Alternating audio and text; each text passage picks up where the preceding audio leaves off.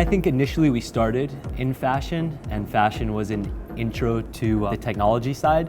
I would say now we're much more into the technology side. So we developed a bodysuit for the show, and we really wanted to do this project almost as like a use case for our technology. The bodysuit is really an application to show that we can make a stretchy, flexible material that's seamless. The thing is, we're not fashion designers. The project is really almost a display of what the technology is capable of.